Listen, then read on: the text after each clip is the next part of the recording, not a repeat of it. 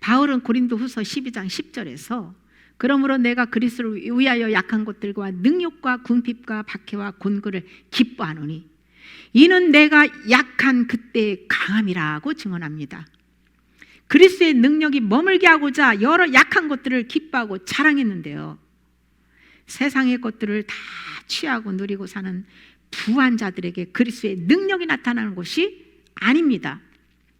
또한 단순히 내 연약한 것들 자체를 자랑한다고 성령의 능력이 나타나는 것이 아닙니다. 예수님을 위해서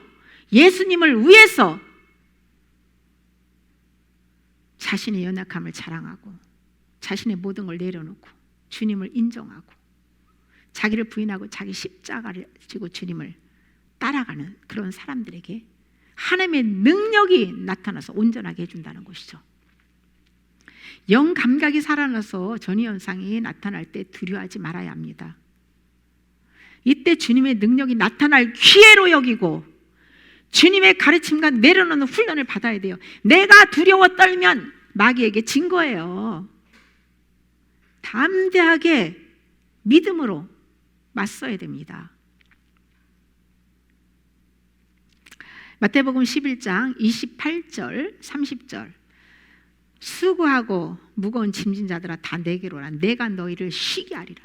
나는 마음이 온유하고 겸손하니 나의 멍에를 메고 내게 배우라.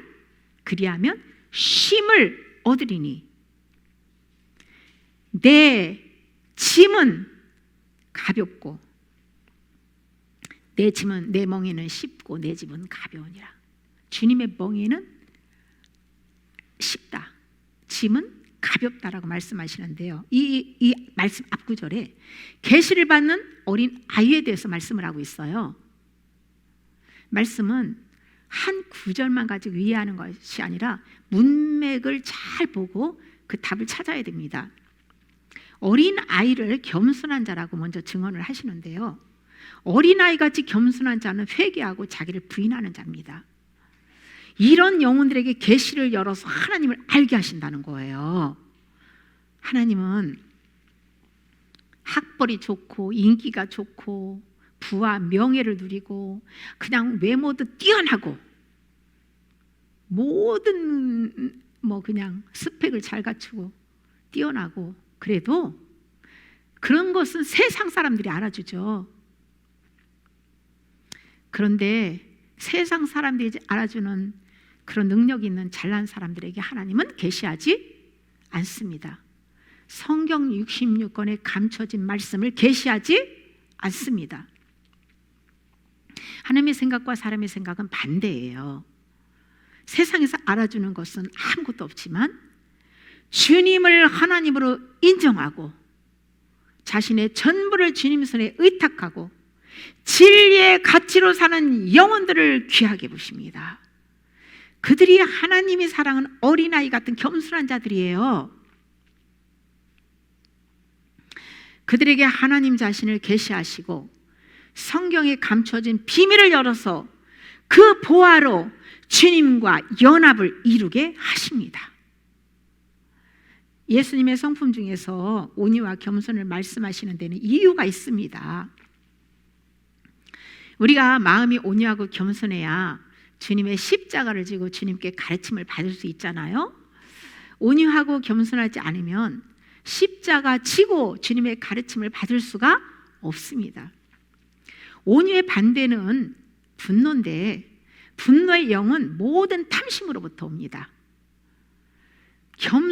이 겸손의 반대는 그 교만이잖아요. 교만 역시 모든 탐심으로부터 흘러나옵니다. 그러므로 마음 안에 있는 모든 탐심을 버려야 주님의 온유한 성품을 받을 수 있고 하나님의 뜻 앞에 자신을 포기해야 겸손할 수 있습니다.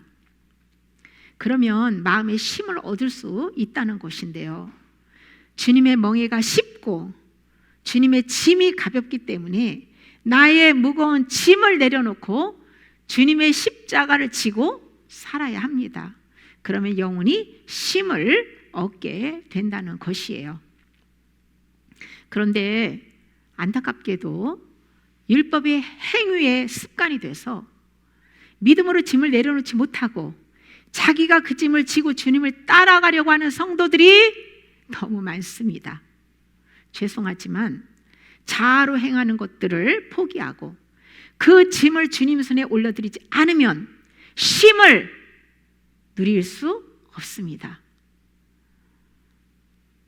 모든 죄와 환난, 각종 질병과 고통, 영전이 현상 등 전부 내가 짊어지고 살면 무거운 짐이고 감당할 수가 없다는 것이에요.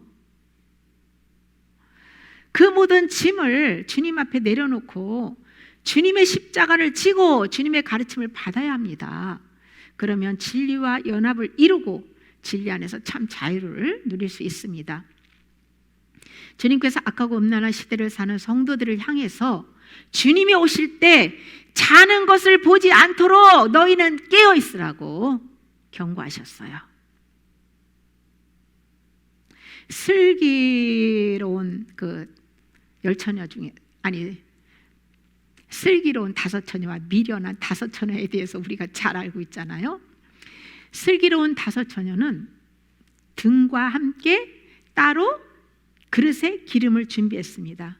그리고 신랑을 기다리다 지쳐서 좀 잠이 들었어요. 그런데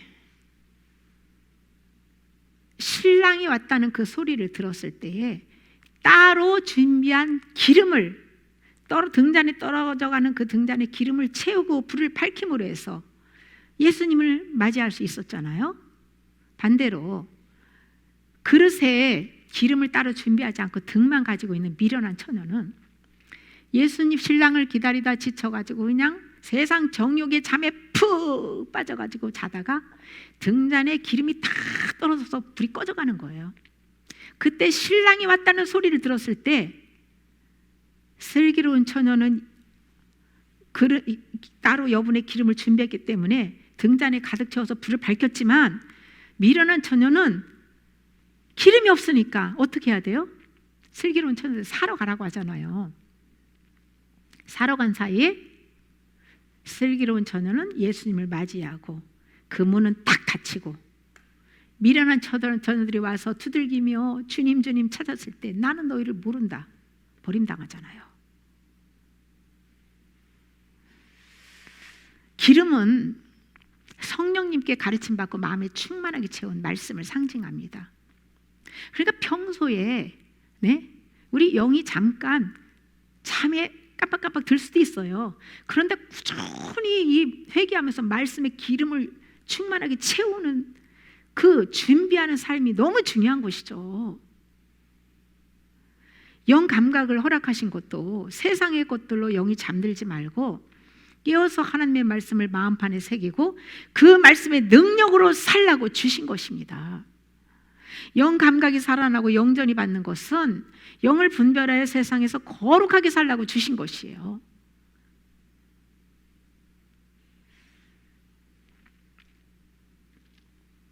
영 감각이 살아나고 영전이 받는 것은 영을 분별하여 세상에서 거룩하게 살고 또 그리스도인들이 서로 짐을 나눠줘서 사랑의 법을 성취하여서 하나님의 나라를 세우라고 주신 것이죠. 영 전의를 받아야만 영 분별을 할 수 있고 세상과 분리되고 거룩하게 살 수 있는 거고요. 또 이 하나님께 부름 받은 하나님의 백성들이 그 죄로 인해서 어둠의 영들을 많이 끌어안고 있잖아요. 그들의 어둠을 짐을 받아주고 하나님의 말씀을 넣어주고 살려주고 그들도 회개해서 거룩한 삶을 살도록 이끌어 주라고 하나님이 허락하시고 합력하여 선을 이루도록 하나님께서 영전이를 허락해 주신 거예요. 타락한 그 인간의 본성은 마귀가 주는 세상의 것들을 좋아합니다. 마귀가 유혹하는 선악과가 싫어지게 하는 것이 영전이 현상으로 인한 고통입니다. 옛사람이 좋아하는 것들을 전부 회개해서 내려놓으면 영전이로 인한 고통에서 자유해질 수 있습니다.